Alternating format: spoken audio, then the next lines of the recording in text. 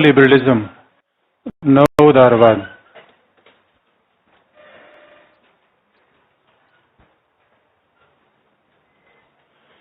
अभी तक जो हमने आपको बता दिया है, पहला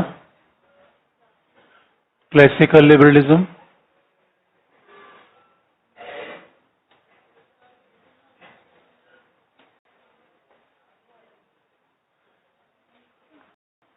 यानी शास्त्रीय उदारवाद हमने पूरा कर लिया है। उसके बाद second phase of liberalism, that is a modern आधुनिक उदारवाद या सकारात्मक उदारवाद हमने देखा है।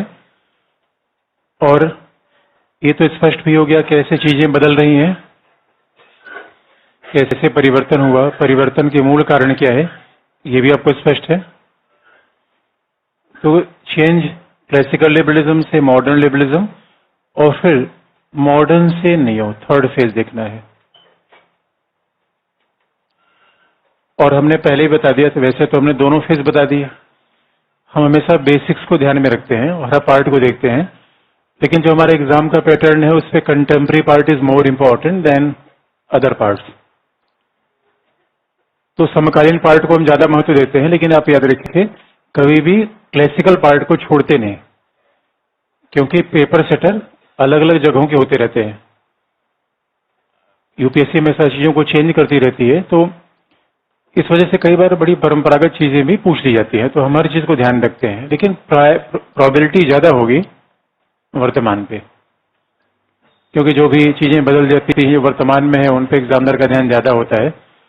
तो नियो लिबरलिज्म क्या है, इसके पहले क्यों आया, ये आपको स्पष्ट है? अगर हम ये कहें कि कल हमने यही कारण बताया था कि what is reason behind the emergence of neo liberalism, तो फिर आपको याद दिला दें, पॉइंट्स आपको याद दिला दें कि नव उदारवाद के उत्पन्न होने के मूल कारण क्या है। What are the basic reason behind the origin of neo liberalism? नव उदारवाद उत्पन्न हुआ, इसका मूल कारण अगर देखा जाए,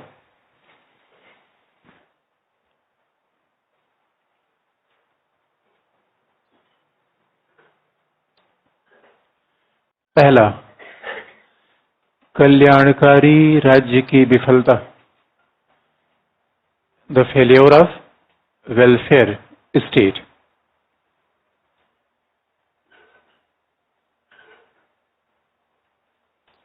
कल्याणकारी राज्य की विफलता।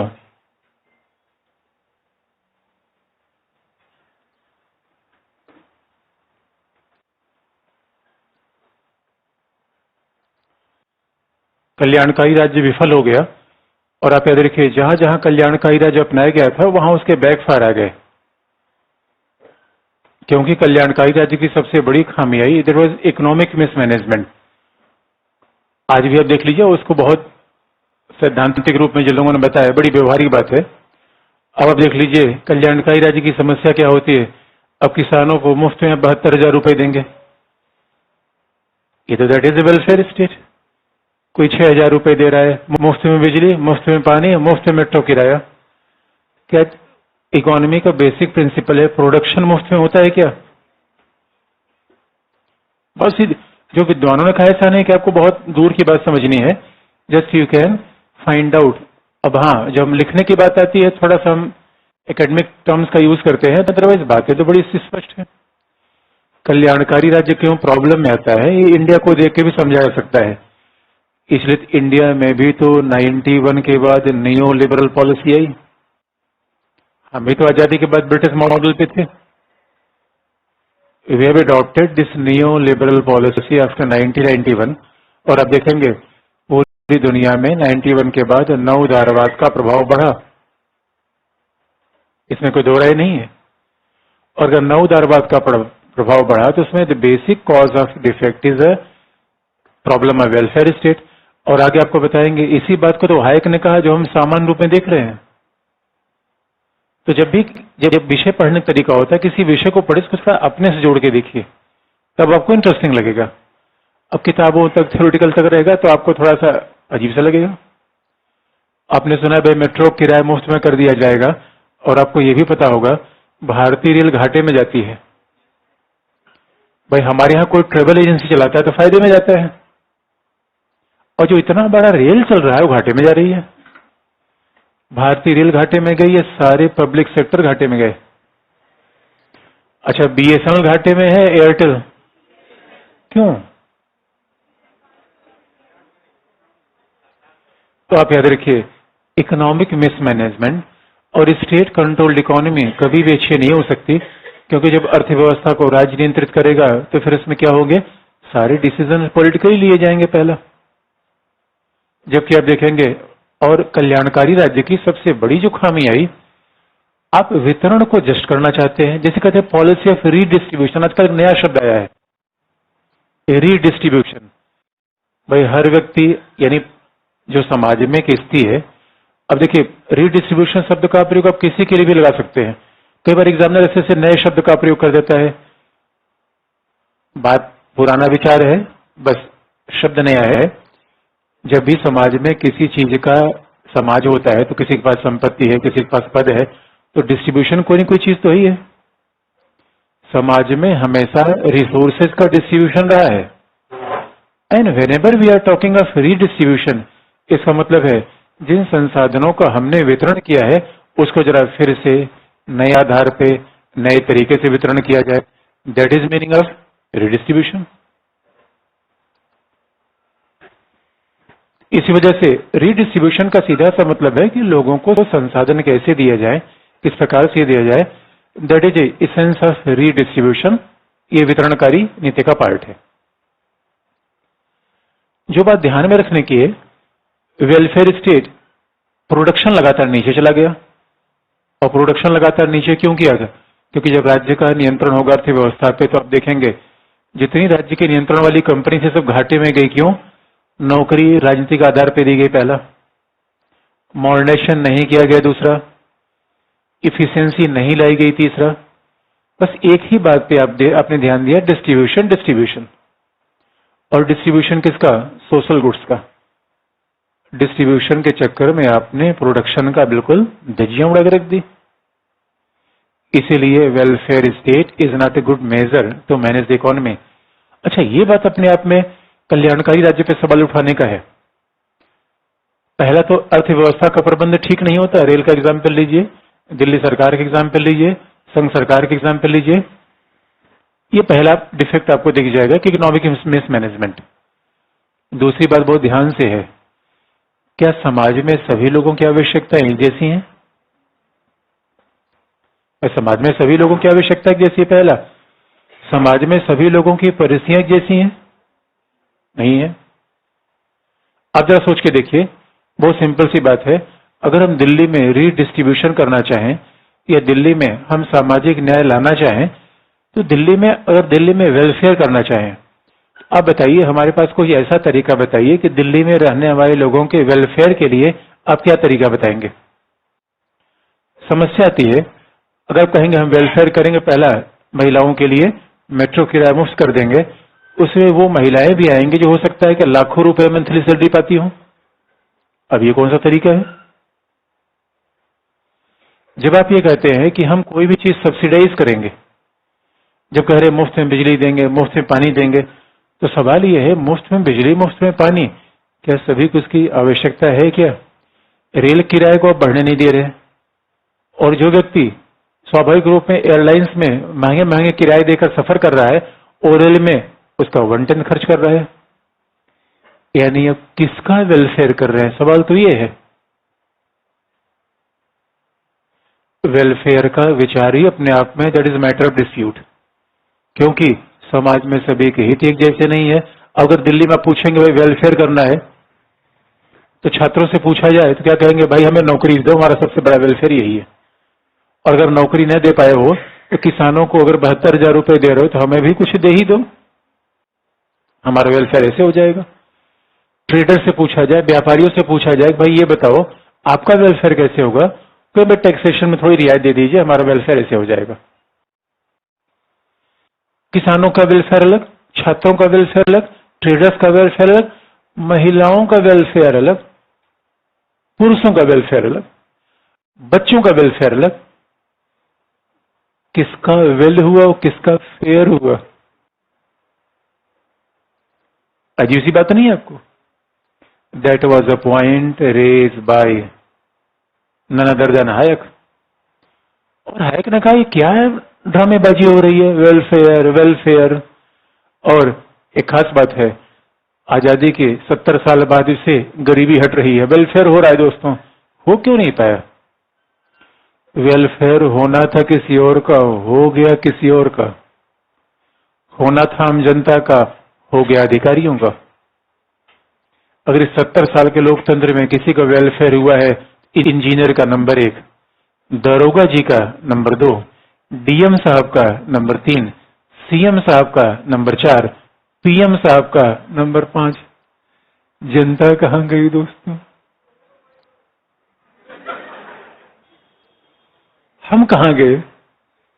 ये लिखे वेलफेयर हो रहा है, बेगानी शादी में अब्दुल्ला, वेलफेयर हो रहा है, वेलफेयर हो रहा है। अभी आर्थिक आधार पर आरक्षण मिल गया, ये पता ही नहीं किसको मिला, बस खुश। ओ माय गॉड, दीवानेपन की हद है दोस्तों। ये तार्किकता है, दीवानापन है? क्या होना चाहिए, दीवानापन या तार्किकता? सही, वेरी गुड, वेरी गुड। अब आप देख लीजिए, अब इसका मतलब है कल्याणकारी राज्य विफल हुआ। अब यही बात तो हैक ने कही, इसमें नया क्या कहा? इसलिए सच पूछिए, जब पहली बार मार्गरेट थैचर को ऐसा लगा, मार्गरेट थैचर ब्रिटेन की प्रधानमंत्री बनी, और मार्गरेट थैचर ने कहा, भाई मार्गरेट थैचर से पूछा गया, मैडम अब आप कैसा वेलफेयर करेंगे? मार्गरेट थैचर ने कहा, पहले ये बताओ यार, मेरा कोई वेलफेयर कर दे। ये बताइए, राज्य लोगों का वेलफेयर करेगा? इस समय राज्य के वेलफेयर की आवश्यकता है। राज्य ही घाटे में जा रहा है, राज्य का कोई वेलफेयर करे? राज्य किसका वेलफेयर करेगा? अगर सोच के देखिए, नवीन पटनायक को आम जनता ने जिता दिया कि पटनायक जी हैं, तो पटनायक के पास फूटी कौड़ी नहीं है, प्रधानमंत्री के पास आकर है, ए प्रधानमंत्री विशेष दर्जा दे दो, विशेष दर्जा। तिरुपति में गए पीएम जगन रेड्डी क्या करे? विशेष दर्जा, विशेष दर्जा। पीएम ने कहा, किसको किसको दे विशेष दर्जा, किसको दे विशेष दर्जा? ये बताइए, पैसा है ही नहीं है, कल्याण राज्य का करने की आवश्यकता है, लोगों का, राज्य का। राज्य के पास फूटी कौड़ी नहीं है। और मार्गरेट थैचर ने जब उसके बाद जब हायक को पढ़ा, मार्गरेट थैचर ने कहा, हायक महोदय आप कहाँ थे? हायक ने कहा, मैं तो मैडम 1944 लिख रहा था, मेरी तरफ किसी ने नजरें ही नहीं गड़ाई। और मार्गरेट थैचर ने कहा, thanks mister Hayek, you had open my eyes, आपके कारण तो मेरी आंखें खुल गई। और तब तक हायक ने मैसेज किया रीगन को, अमेरिका के राष्ट्रपति। अमेरिका के राष्ट्रपति ने कहा, oh my God, this is a real philosophy, welfare state को डिसबैंड किया जाए। और देखेंगे बड़ा रिएक्शन आ गया वेलफेयर स्टेट के खिलाफ। पहली प्रॉब्लम ये। दूसरी प्रॉब्लम, पहला वेलफेयर स्टेट की पहली प्रॉब्लम क्या है? Economic mismanagement. अब इसी को हम विद्वानों की भाषा में लिखवा देंगे, बस बात यही है, तो समझ आप लीजिए। इकोनॉमिक मिसमैनेजमेंट, आर्थिक कुप्रबंध।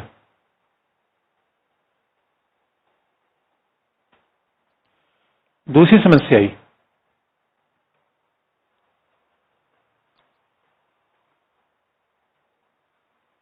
वेलफेयर स्टेट के नाम पर आजादी पर खतरा हो गया। Liberty was curtailed, liberty was in danger.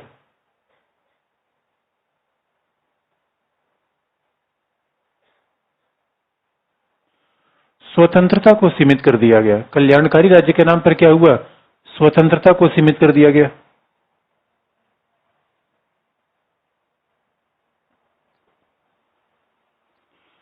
कल भी हमने कारण बताया था, याद रखिए, कल्याणकारी राज्य दावा करता है कि वो सब कुछ करेगा।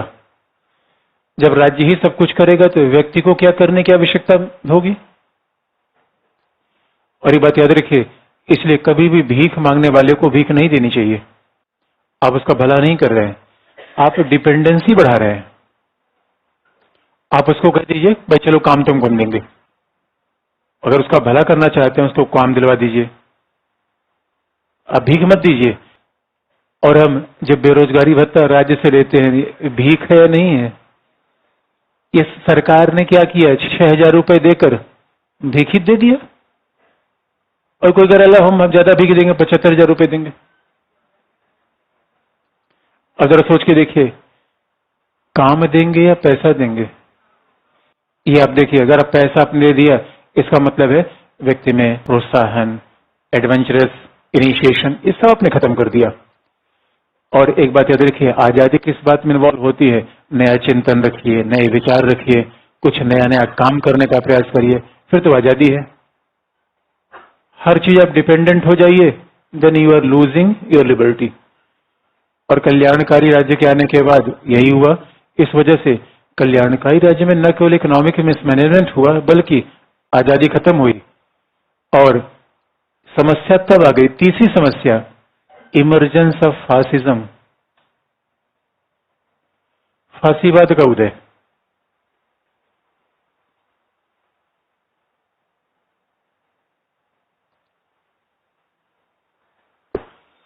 फांसीवाद का एक और भी नाम दिया जाता है टोटलिटेरियनिज्म, सर्वाधिकारवाद, जिसे हमें अलग से पढ़ना भी है।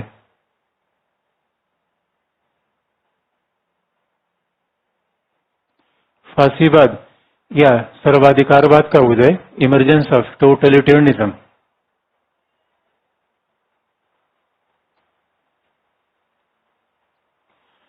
फांसीवाद का उदय या सर्वाधिकारवाद का उदय। अब देखेंगे फांसीवादियों ने क्या कहा, हम असली कल्याण करते हैं लोगों का।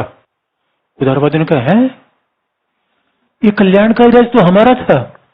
फांसीवादियों ने कहा, ना ना, तुम कम कल्याण करते हो, हम ज्यादा कल्याण करते हैं।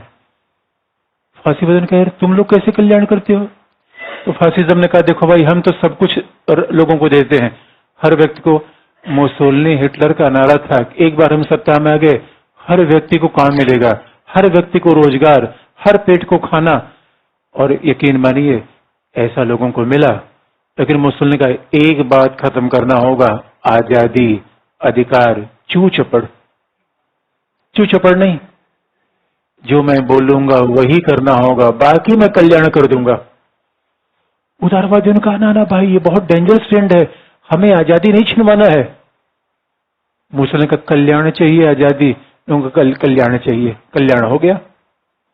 अब बताइए, अगर फांसीवाद भी कल्याणकारी राज्य, उदारवाद भी कल्याणकारी राज्य, तो सवाल है दोनों में अंतर क्या रहा? और उदारवादियों के सामने हेयक ने कहा, ये समस्या मुझे तब देखनी पड़ी। हेयक ने कहा, मैं किसी मीटिंग में गया और मुझे मेरा परिचय पूछा गया कि आप कौन है। हेयक ने कहा, मैं लिबरल। उनका अच्छा, कल्याणकारी राज्य के समर्थक। ना ना ना, ये अलग है, ये अलग है। उनका ना ना, अलग कैसे यार, मतलब उदारवाद का तो मतलब कल्याणकारी राज्य। अब सवाल है, और मामला तब घालमेल कर गया। मार्क्सवादियों ने कहा, ना हम ज्यादा वेलफेयर करते हैं। मार्क्सिस्ट ने क्या कहा, हमारा वेलफेयर असली वेलफेयर है, हम तो पैदाइशी से वेलफेयर करने लगते हैं, पैदाइशी से। जब व्यक्ति पैदा हो गया, और जब तक, यानी मार्क्सिस्ट ने कहा असली वेलफेयर हम करते हैं।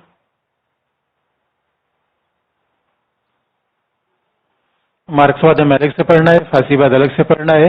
लेकिन फांसीवाद ने कहा, और एक खास बात थी, फांसीवाद ये कहा करता था कि हम व्यक्ति को सारी आर्थिक आवश्यकताएं दे देंगे, और मार्क्सवादियों ने तो ऐसा बिल्कुल दे दिया। और सच मानिए, उदारवादियों ने तो वेलफेयर स्टेट में केवल कुछ चीजें बांटी थी, मार्क्सवादियों ने तो कहा कि नहीं, राज्य के अंतर्गत जमीन भी होगी, कंपनी होगी, फैक्ट्री होगी। मार्क्सवादियों ने कहा, भाई देखो, उदारवादी सही वेलफेयर नहीं है, क्योंकि इसमें प्राइवेट प्रॉपर्टी होती है, पूंजी पर नियंत्रण व्यक्तियों का होता है, पूंजीपतियों का होता है, इसलिए उसमें सही वेलफेयर नहीं होता। सही वेलफेयर कहां होगा? हमारे यहां। सही वेलफेयर हमारे यहां होगा, इसे जो भी हमारे यहां आएगा उसका वेलफेयर हो जाएगा, ऐसा मार्क्सवादी मानते थे। अब ये बताइए, और मार्क्सवादी फांसीवादियों की एक बात समान थी, राज्य की शक्तियों को बढ़ा रहे थे, और राज्य की शक्तियों को बढ़ा रहे थे, दोनों में आजादी नहीं थी। Liberty was not available in both. किसी विचार में आजादी का विचार नहीं था, और जब उदारवाद, न आजादी का विचार था न संविधानवाद का विचार था। अब साफ तौर पे देखिए, वैसे हमें अलग पढ़ना है, उदारवाद का इसेंस क्या है? आजादी। उदारवाद का इसेंस क्या है? संविधानवाद। ये दोनों चीजें इसमें छीन ली गई। अब बताइए, ये उदारवाद के लिए समस्या थी या नहीं थी? इसलिए अब उदारवादियों को फिर से इसका रिवीजन करने की आवश्यकता पड़ी। उदारवादियों ने कहा नहीं, और कुछ उदारवादी तो वेलफेयर स्टेट से इतने भड़क गए, उनका ना हम उदारवाद का नाम ही चेंज कर देंगे, न रहेगी बांस न बयाजी बांसुड़ी। हम उदारवादी अपने आप कहेंगे नहीं। क्या कहोगे? तो इन्होंने क्या कहा? उनका भाई उदारवाद हमें न कहा जाए, हमें लिबर्टेरियनिज्म कहा जाए, स्वेच्छातंत्रवादी कहा जाए, लिबर्टेरियनिज्म। तो नव उदारवादियों का एक और भी नाम है, लिबर्टेरियनिज्म या नियो लिबरलिज्म।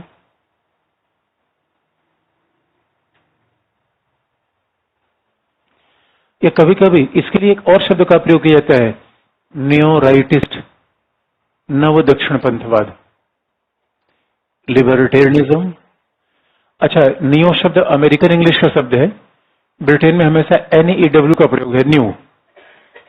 अमेरिकन से किस शब्द का प्रयोग करना शुरू कर दिया है? NEO, neo. जैसे आप देखेंगे अमेरिकन इंग्लिश के अलग मतलब होते हैं, ब्रिटिश इंग्लिश में अब कलर के अनुवाद देखेंगे, स्पेलिंग देखेंगे, उसके अलग मतलब आएंगे। अमेरिकन से उसका अलग शब्द का प्रयोग करते हैं। जैसे कि आप देखेंगे पहले ब्रिटिश इंग्लिश में थोड़ा सा, अच्छा ब्रिटिश इंग्लिश में कई बार थोड़ा सम्मान था, तहजीब थी, तो ब्रिटिश इंग्लिश में ऐसा सिखाया था कि मे आई कम इन, क्या मैं आ सकता हूं? अमेरिकन कहते कैन आई कम। तहजीब उसमें नहीं है, ब्रिटिशर्स में तहजीब थी, अमेरिकन में नहीं है। अमेरिकन सीधी बात बोलते हैं। अगर किसी अमेरिकन बच्चे से कभी कुछ पूछेंगे तो सीधा जवाब यस या नो, संकोच नहीं करता हो, यस बोलेगा नो बोलेगा। अच्छा, हम थोड़ा सोचते हैं क्या बोले यार, उसको हर्ट न कर जाए। अमेरिकन टेंडेंसी पला नहीं होता, तो लैंग्वेज भी ऐसी होती है। तो नियो राइटिस्ट या न्यू राइटिस्ट, ये भी शब्द का प्रयोग करते हैं। नव दक्षिण पंथवाद, याद रखिए रूढ़िवाद का एक और भी नाम है दक्षिण पंथवाद। कंजर्वेटिज्म कहिए, रूढ़िवाद का एक नया नाम क्या है? राइटिस्ट।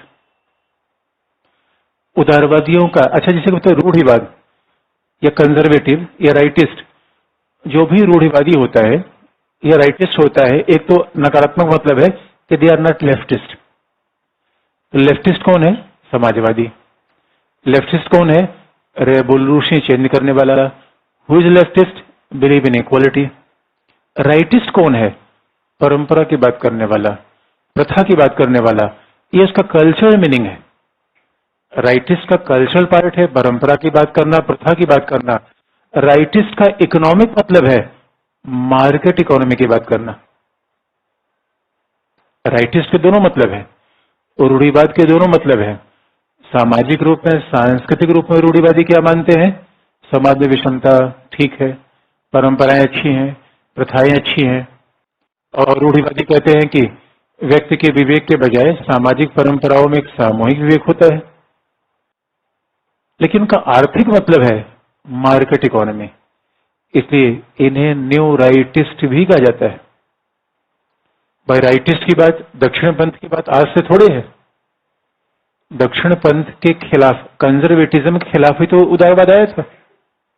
या उदारवाद के बहुत बड़े विरोधी रूढ़िवादी थे, लेकिन एक नए रूप में जब आया, नाम एक ही है, लिबर्टेरियंस कहिए, नियो लिबरल्स कहिए या नियो राइटिस्ट कहिए।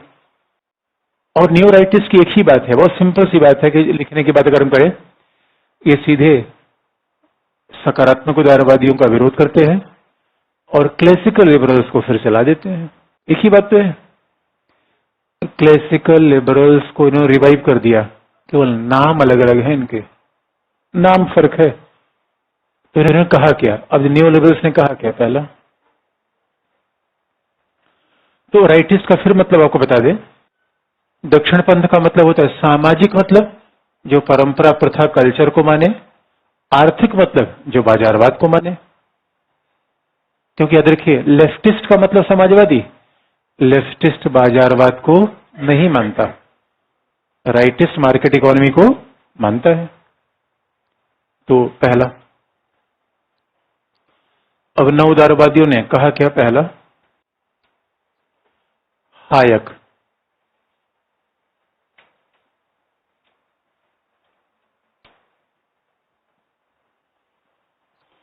हायक ने अपनी किताब the road to serfdom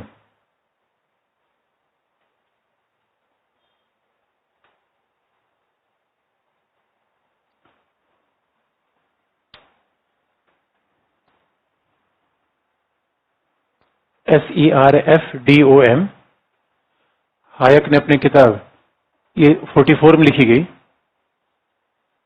Hayek ने अपनी किताब द रोड टू सर्फडम में कल्याणकारी राज्य की कड़ी आलोचना किया।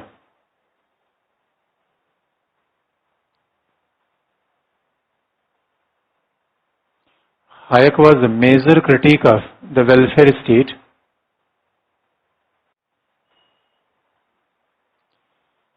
अपनी किताब द रोड टू सर्फडम में कल्याणकारी राज्य की कड़ी आलोचना की। और उनके अनुसार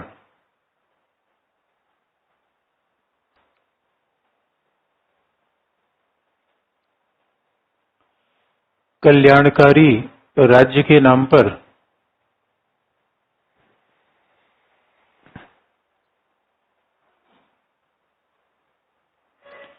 कल्याणकारी राज्य के नाम पर सर्वाधिकारवाद को बढ़ावा दिया जा रहा है।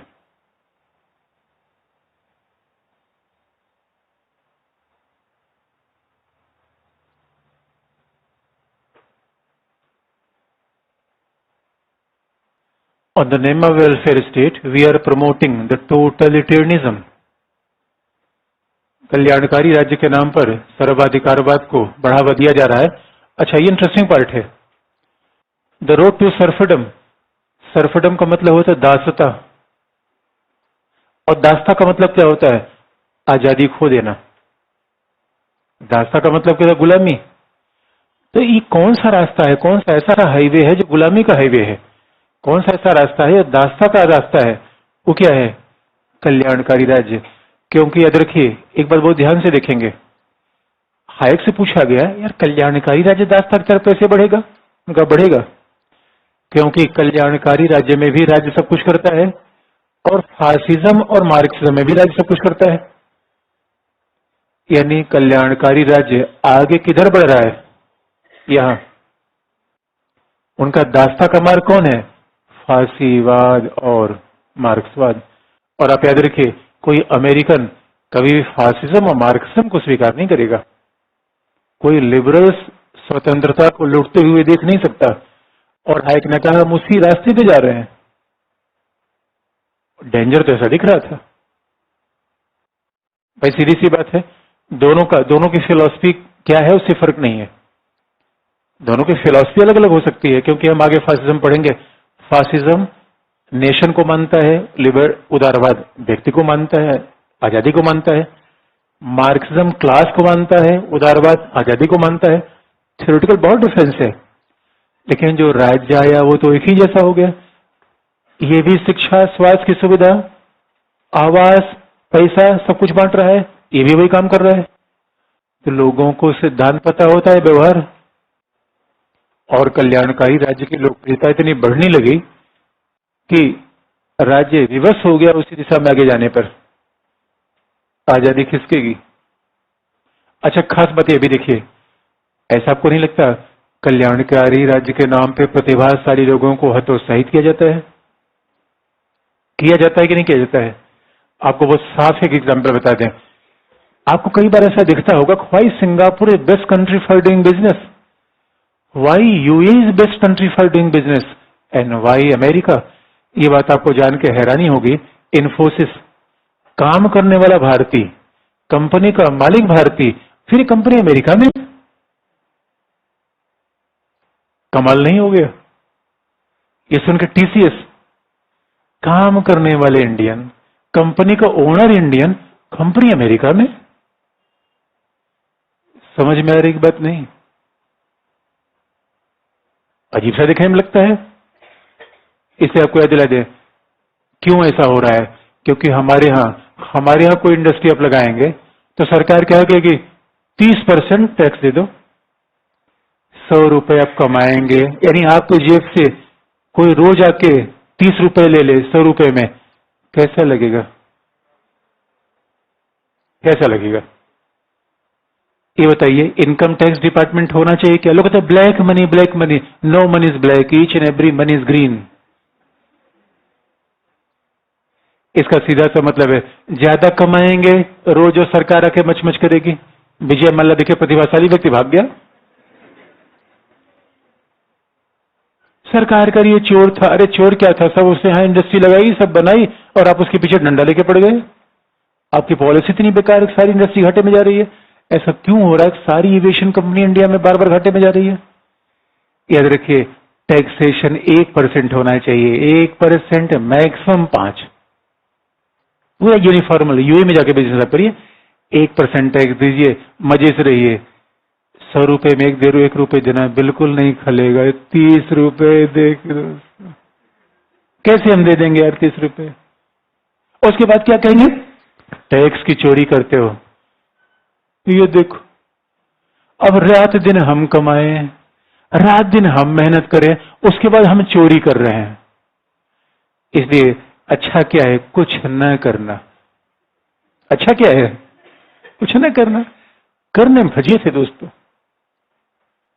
कल्याणकारी राज्य ने यही सिद्धांत बताया। यानी कल्याण किसका होगा? जो नहीं कमाएगा, और जो कमाएगा सरकार चढ़ी रहेगी, पैसा दो, पैसा दो, पैसा दो, ये लो भैया पैसा दो। सचिन तेंदुलकर ने फेरारी मंगाई, इनकम टैक्स लोग पहुंच गए, कैसे? पैसा दो, पैसा दो, अरे ये लो, पीछे पड़ गए यार। 1% टैक्स लो, 2% टैक्स लो। इसे याद रखिए, जहां न उदारवाद है, बिजनेस वहीं बढ़ेगा। भारत में इन्वेस्टर क्यों नहीं आ रहा है? हमारे यहां सारा इन्वेस्टर भाग जा रहा है UAE, Singapore, US. Thanks to welfare state and thanks to Kejriwal, special thanks to Modi. सब लोगों ने दोस्त क्या कर दिया? यही तो है कि नहीं कहा, बढ़े जाओ उधर, जाओ कल्याण कर लो। अरे आजादी भी कोई चीज होती है कि नहीं? लिखने की बात दोस्तों, क्या लिखा आपने? हाँ, सर्वाधिकारवाद को बढ़ावा दिया जा रहा है क्योंकि कल्याणकारी राज्य के नाम पर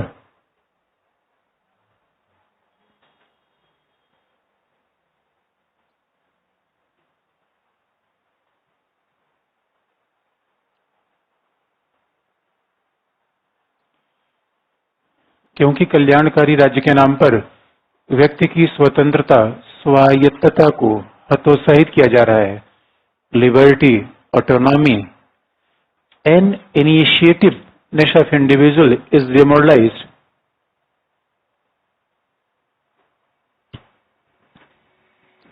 व्यक्ति की स्वतंत्रता, स्वायत्तता को हतोत्साहित किया जा रहा है।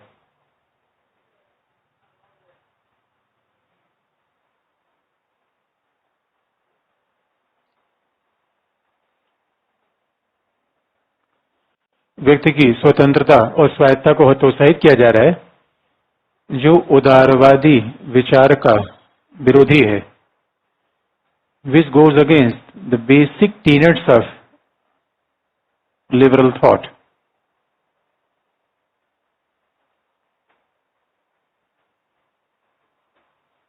जो उदारवादी विचार का विरोधी है,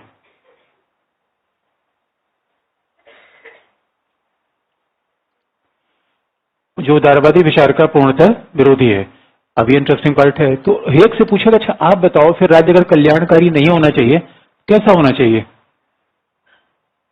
अगला पॉइंट, तो मुझसे पूछा कल्याणकारी राज्य नहीं होना चाहिए, तो होना कैसा चाहिए? तो उन्होंने बताया अगला पॉइंट, उन्हीं के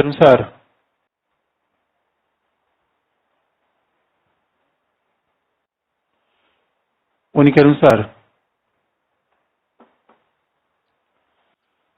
राज्य न्यूनतम होना चाहिए, मिनिमम स्टेट।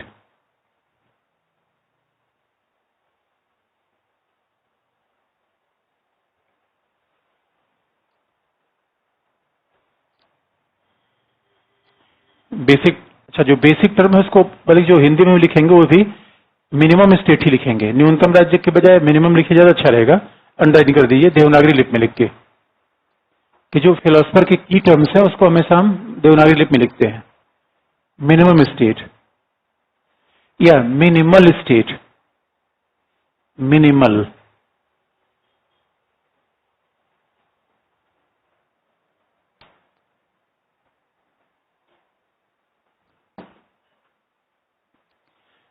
Minimal state. अब सवाल है कि मिनिमल स्टेट क्या है? कुछ भी नया नहीं है। जिसे क्लासिकल उदारवादियों ने पुलिस राज्य कहा था, रात्रि प्रहरी राज्य कहा था, उसी को नव उदारवादियों ने क्या नाम बदल दिया? Minimal state. जिसके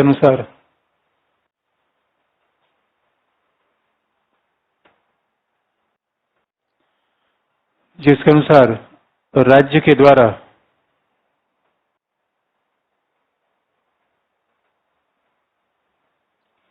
केवल पुलिस और सेना के कार्यों का संचालन होना चाहिए।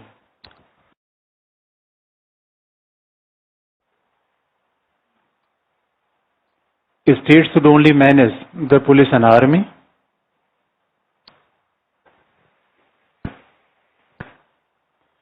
राज्य के द्वारा केवल पुलिस एवं सेना के कार्यों का संचालन होना चाहिए।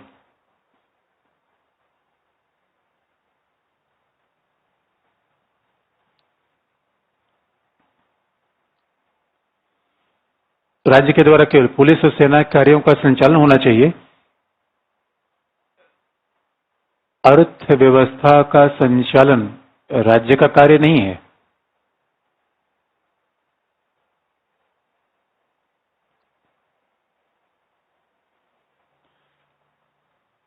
The management of economy is not the domain of state. अर्थव्यवस्था का संचालन राज्य का दायित्व नहीं है, अपितु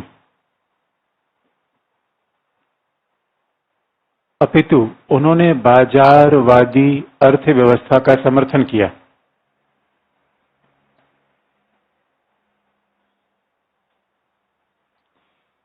He supported the principle of market economy. उन्होंने बाजारवादी अर्थव्यवस्था का समर्थन किया और इसे सर्वाधिक कुशल माना।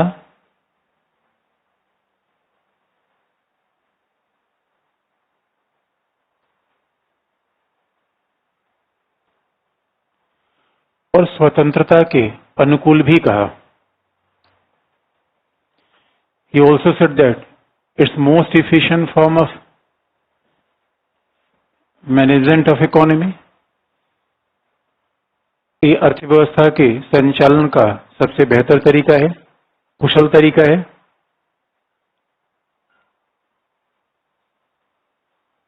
जहां व्यक्ति को अधिकतम स्वतंत्रता प्राप्त होगी।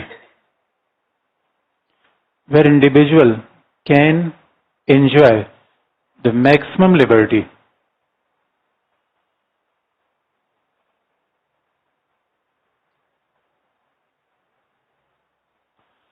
जहां व्यक्ति को अधिकतम स्वतंत्रता प्राप्त होगी और व्यक्ति अपने जीवन का चयन का निर्धारण करेगा।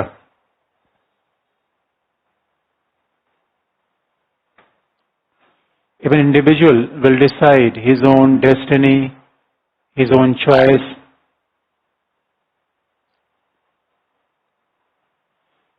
व्यक्ति अपने चयन का, जीवन का निर्धारण करेगा।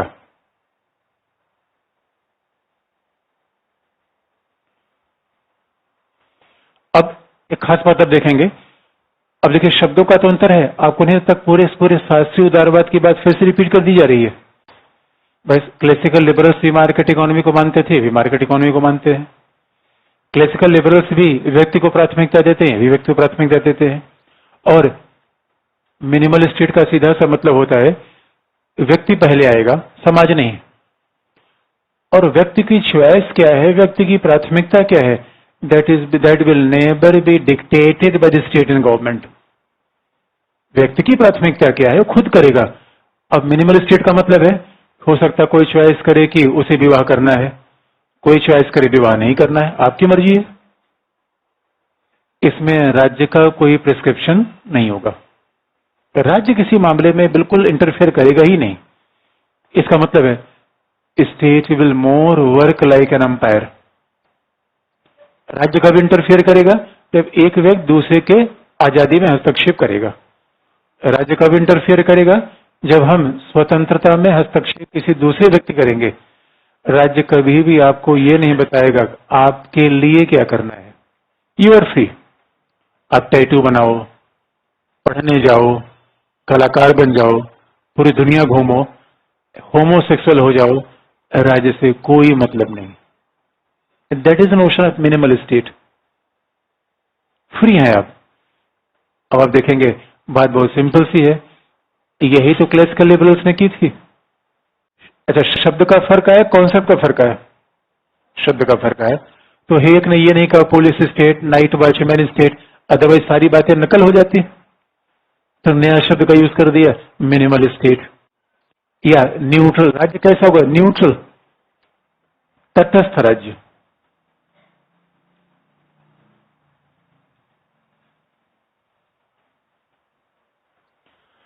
तटस्थ किससे, जीवन शैली से, लोगों के मूल्यों से, लोगों के विचारों से। ये आपकी मर्जी है क्या पहन रहे हैं, क्या खा रहे हैं, क्या अपना रहे हैं। Neutral state. अब बताइए, अब कोई 70 साल की उम्र में विवाह कर ले तो राज्य जाएगा उससे पूछने, न्यूट्रल, न्यूट्रल स्टेट। अब कोई वैलेंटाइन डे मना रहा है तो राज्य को पूछने जाना नहीं चाहिए, न्यूट्रल स्टेट। अब उसका अपनी मर्जी है। इसलिए सीधी सी बात है, अगर न्यूट्रल स्टेट का मतलब, मिनिमल स्टेट का मतलब राज्य का दायरा सीमित होगा, और राज्य का दायरा सीमित होगा तो आजादी अधिकतम होगी। सिंपल फार्मूला ये। तो हेक ने पूरे वेलफेयर स्टेट को रिवर्स कर दिया। उनका नहीं, वेलफेयर स्टेट को रिवर्स कर दिया। इसीलिए नव उदारवादी ने एक और बात कही, रोलिंग बैक ऑफ स्टेट। अगला पॉइंट, इसको आप देवनागरी लिपि में लिख लीजिएगा। अब इसको हिंदी में लिखें तो राज्य को पीछे करना, ये अच्छा शब्द नहीं है, rolling back of state.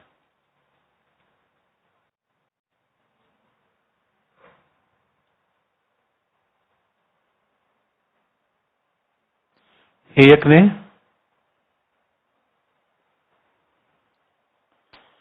Rolling back of state का नारा दिया।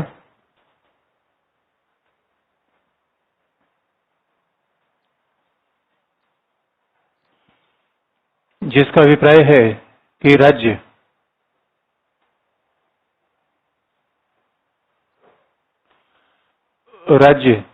कल्याणकारी दायित्वों से, राज्य अपने कल्याणकारी दायित्वों से मुक्त होगा।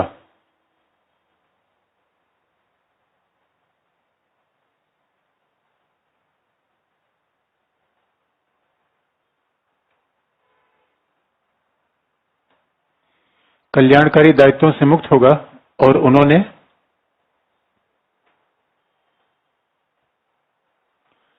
उन्होंने कल्याणकारी राज्य की और आलोचना करते हुए कहा,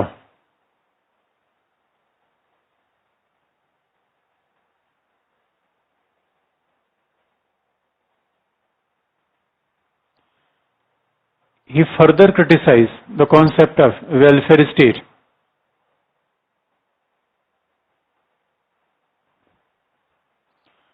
उन्होंने कल्याणकारी राज्य की और आलोचना करते हुए कहा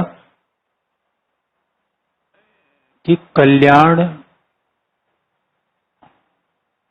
और न्याय मृग मरीचिका है।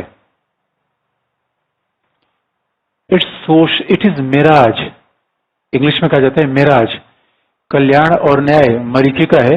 मृग मरीचिका का मतलब है जो आभास होती है, दिखती नहीं। राजस्थान वाले खूब देखे होंगे। मतलब मृग मरीचिका कैसी होती है?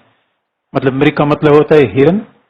हिरन रेत में जब दौड़ता है जिसको हर जगह जो पानी जैसा दिखता है, होता नहीं, और उसी चक्कर में जान गंवा देता है पानी की तलाश में। It's social mirage. तो बल्कि हायक ने किताब ली, मिराज, कल्याण जैसी कोई चीज है नहीं, न्याय जैसा कोई विचार ही नहीं है। क्यों? क्योंकि उन्होंने कहा कल्याणकारी राज्य के नाम पर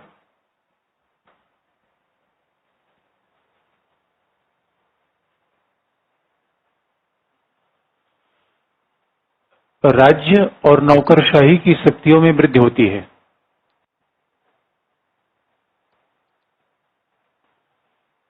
welfare state only promotes the power of state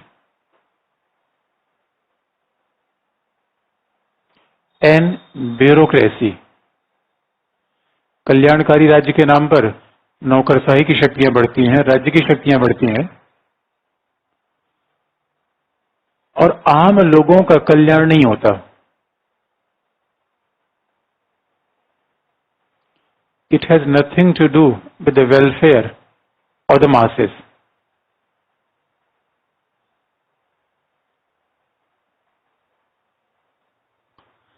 आम लोगों का कल्याण नहीं होता क्योंकि समाज में सभी की आवश्यकताएं अलग अलग हैं। Because the need and the demand of people is not same in society. समाज में सभी की आवश्यकताएं अलग अलग है। अच्छा, आपके इस तस्वीर पर आपको ऐसा लगता होगा इसका सीधा सा मतलब है नव उदारवादियों की पिक्चर बनाई जाए, फिर से आजादी को केंद्र में रखेंगे, समुदाय के बजाय व्यक्ति को महत्व देंगे। क्योंकि ये कहते हैं समुदाय जैसी कोई चीज तो होती नहीं, हर व्यक्ति की आवश्यकता अलग अलग, इच्छा अलग है, कल्याण आप किसका करेंगे? और कल्याणकारी नाम पर एक ही काम होता है, और कल्याणकारी नाम पे नौकरशाही की शक्तियां बढ़ती हैं, राज्य की शक्तियां बढ़ती हैं। आपको लगे अरे ये बड़ा अमानवीय आदमी है, इसका मतलब कोई समाज में गरीब हो जाए, अपंग हो जाए, उसके लिए क्या किया जाए? हेग ने बात कही है। देखिए, हेग ने तो कहा है कल्याणकारी राज्य एक सिद्धांत खिलाफ है कि equal payment for equal work, equal pay for equal work, इसके भी सिद्धांत खिलाफ है। क्यों? कल्याणकारी राज्य में जो काम नहीं करता उसको वेलफेयर फैसिलिटी मिलती है, और जो काम करता है उसे लिया जाता है। इन लोगों से पूछा गया, अच्छा ये बताओ क्या राज्य टैक्सेशन करना नहीं चाहिए? या टैक्सेशन करो उतना जितना पुलिस और मिलिट्री के लिए आवश्यक हो। फिर वही बात कर देंगे, तो फिर कहेंगे भाई लोगों का भला कैसे होगा? आपको ये तस्वीर देख के यार नव उदारवादी तो पूंजीवादी हो गए, ये तो पूंजीवादी हो गए, ये तो व्यक्ति की बात ही नहीं करते, मार्केट इकोनॉमी की बात करते हैं, इसे समाज के भला कैसे होगा? ये बड़ा ही सर्वाइवल ऑफ द फिटेस्ट का विचार आ रहा है। ऐसा नहीं है। हेक ने कहा है समाज में दो चीजों में अंतर आप समझिए, समाज में दो चीजों में अंतर समझिए। अच्छा ये बताइए, अब कोई बेरोजगार हो जाए उसके लिए कौन उत्तरदायी है? कौन उत्तरदायी है? कौन? ओ, राज्य उत्तरदायी हो। That's good idea. देखो मजाक कर रहे हैं, मैं उत्तरदायी हूं। अब सवाल बहुत साफ है, सवाल बहुत साफ है। अब आपका अच्छा, कई बार हम न्यूज में देखते हैं होम्योपैथिक डॉक्टर खंबे पे चढ़ गए जान देने के लिए। क्यों? क्योंकि वो कहते हैं भाई हमें नौकरी दो। ये बताओ होम्योपैथिक कोर्स सरकार से पूछ किया था? कई बार देखते हैं बीएड करने वाले लोग खंबे पे चढ़े कूदेंगे। सोले ने जब से टंकी पे चढ़ाई की दोस्तों धर्मेंद्र ने, तब से लोग जितने टावर बन गए उस पर लोग चढ़ जाते हैं। कोई बात, अभी तो फिल टावर पे एक आदमी चढ़ गया था। अब सवाल है कि कूदेंगे क्यों? बीएड करने के बाद हमें नौकरी नहीं मिली, सरकार ने कहा था बीएड कर लो। कमाल की बात है। जो भी बेरोजगार हो जाए, जिसको नौकरी न मिले, जिसकी शादी न हो, जिसके बच्चे पढ़े लिखे न, कौन रिस्पॉन्सिबल है? राज्य। कमाल की बात हो गई यार। राज्य उत्तरदायी है या खुद हम उत्तरदायी हैं? राज्य उत्तरदायी होगा। एक बात याद रखिए, इसी हेक ने कहा कि देखिए, जब कल्याणकारी राज्य की बात की जाती है तो आजकल दो चीजों में बड़ा कंफ्यूजन कर दिया जाता है। कल्याणकारी राज्य की जब बात की जाती है तो उन्होंने कहा देखिए, दो चीज में अंतर आप समझिए। पहला क्या है? अन्याय, इनजस्टिस।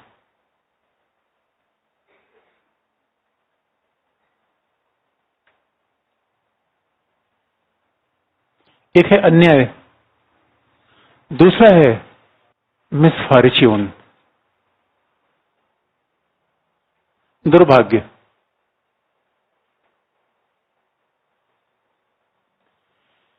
एक अन्याय है, दूसरा दुर्भाग्य है।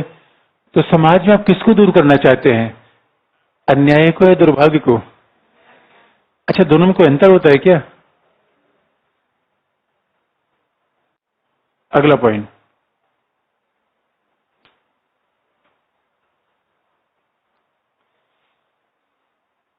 हेयक ने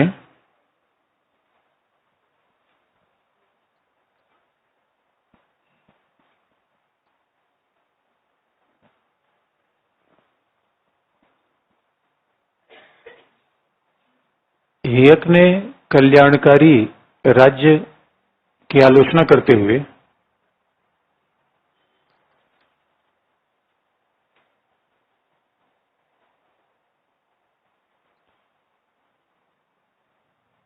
while criticizing the notion of welfare state, हेयक ने कल्याणकारी राज्य की आलोचना करते हुए अन्याय और दुर्भाग्य के बीच अंतर स्थापित किया।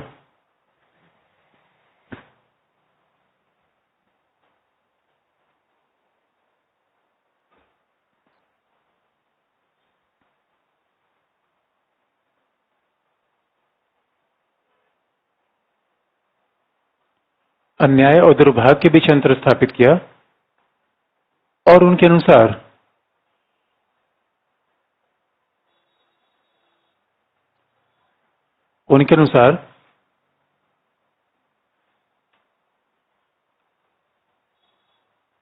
समाज में अन्याय नहीं होना चाहिए।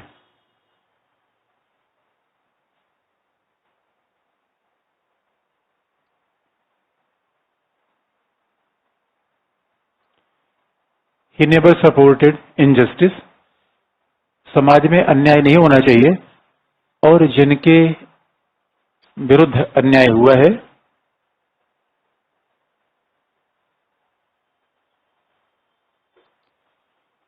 उन्हें विशेष सुविधाएं मिलनी चाहिए।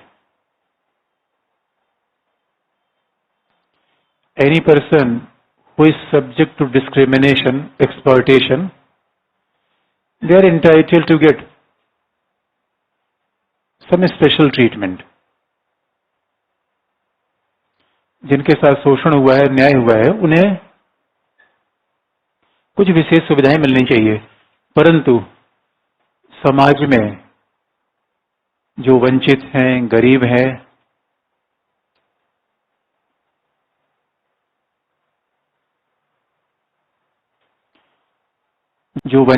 गरीब हैं, परंतु अपनी उदासीनता और लापरवाही के कारण पिछड़ गए।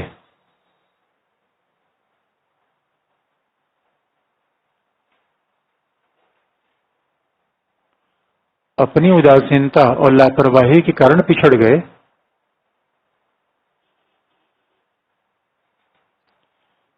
वे कल्याणकारी सुविधाओं के अधिकार की मांग नहीं कर सकते या वे मूलभूत सुविधाओं की मांग नहीं कर सकते।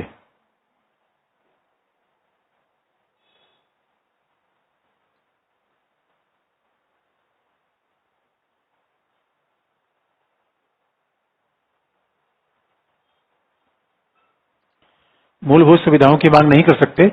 इसका मतलब उनका कहना है कि भाई जो एनी पर्सन जो भी गरीब है, समाज में वंचित है, उनको राज्य के द्वारा हो सकता है कुछ चीजें दे दी जाएं, लेकिन वो उनका अधिकार नहीं होगा कि वो अधिकार से मांगेंगे हमें रोजगार दीजिए ही। ये आपका अधिकार नहीं है। हाँ, राज्य आपके दुर्भाग्य पर तरस अगर उसको आ गया और राज्य को लगता है कि ऐसा हमें कर देना चाहिए तो हम ऐसा कर देंगे। और इसीलिए याद रखिए, नव उदारवादी विचारक संपत्ति के समर्थक होंगे या नहीं होंगे।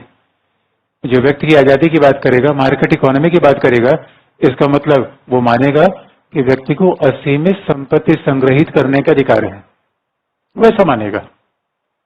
और जो इन पूरे विचार का समर्थन करेगा वो निश्चित तौर पर व्यक्ति की आजादी का समर्थन करेगा।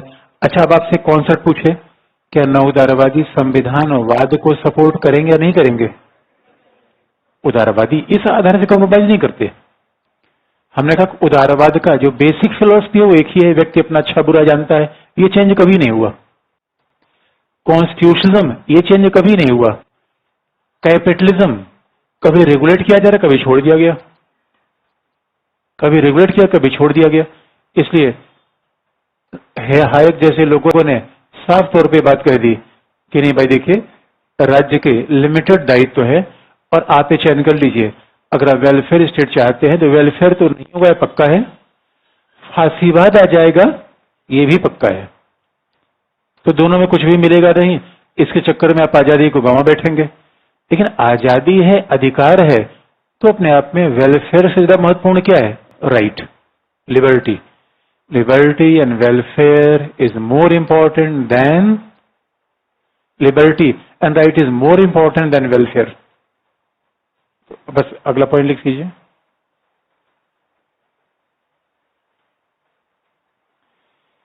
नव उदारवादियों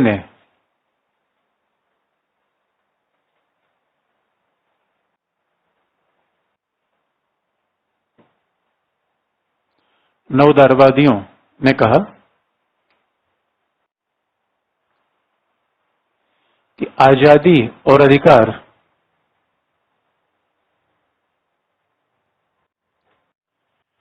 कल्याण से ज्यादा महत्वपूर्ण है। Right and liberty is prior to good.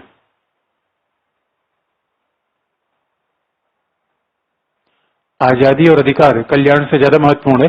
अच्छा, नव उदारवाद के लिए स्पेशल शब्द का प्रयोग किया, इंग्लिश में से कहा जाए right is prior to good. अच्छा, कल्याण को इंग्लिश में कई बार गुड के नाम से ही बोला जाता है कि अच्छाई क्या है, शुभ क्या है। वो तो हिंदी में कहें शुभ, भाई सीधी सी है, अधिकार है, स्वतंत्रता है। अच्छा, अधिकार और स्वतंत्रता के मायने तो एक ही है भाई, बोलने की आजादी है, सबके लिए जैसी है। कल्याण के मायने लोगों से अलग अलग होते जाएंगे, इसीलिए आप किसको प्राथमिकता में रखेंगे? अधिकार। और अधिकार व्यक्ति को मिलते हैं, समाज को नहीं। अधिकार व्यक्ति को मिलते हैं, ये बात हेग ने कह दी। अच्छा, हेग ने कहा और ये लागू कब हुआ? हेग ने थ्योरी दे दी नव उदारवाद की और दी थी 44 में, और हेग के बाद में कुछ और भी लोग आ गए। अच्छा, लागू होने से पहले जरा हेग के अलावा एक दो और लोगों के नाम आपको बता दें। हेग के अलावा 74 में एक और विचारक आ गया, 1974। अच्छा, कई बार आपके मन में उलझन होती है, सर हर बात में किताब का भी लिखना जरूरी क्या है? नहीं भी लिख सकते हैं, लिख देंगे, नुकसान नहीं होगा भाई। इंफॉर्मेशन आप जानते हैं, प्रोफेसर रेफरेंस देखने का आदी होता है। मैं और यही बात मार्क्स ज्यादा लेने का तरीका है। अगर आप हर बात अपने शब्दों में कह देंगे उससे बहुत थोड़ा कम पड़ेगा। अगर विश्लेषण के साथ आप लगातार रेफरेंस देंगे, कुछ फैक्ट देंगे, मार्क्स आपको अपने आप ज्यादा मिल जाएगा। ज्यादा नहीं, मैक्सिमम मिल जाएगा। ये तरीका है। पिछले जब में कई बार, अब जो व्यक्ति लिख रहा है, अगला है लॉजिक। अब पहला विचारक के नाम लिख देने का फर्क होता है। अगर हमने स्कॉलर के नाम के साथ किताब भी लिख दिया, समझ कॉन्टेक्स्ट में, किस कॉन्टेक्स्ट में लिख रहा है, कब लिख रहा है। लॉजिक ने अपनी किताब लिखी, स्टेट, एनार्की, एंड यूटोपिया। कोई गड़बड़ है क्या? किसकी स्मेल आ रही है?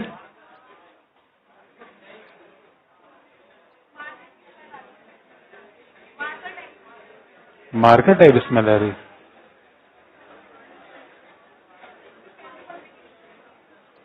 यही कल्याणकारी राज्य का दुष्परिणाम है। अजीब सी स्मेल आ रही है ना? गैस की तो नहीं, क्या है, कुछ ऐसा लग रहा है। क्या?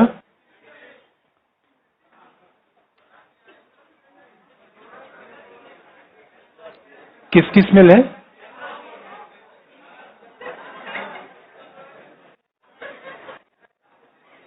देख क्या स्मेल जैसी कुछ आ रही है।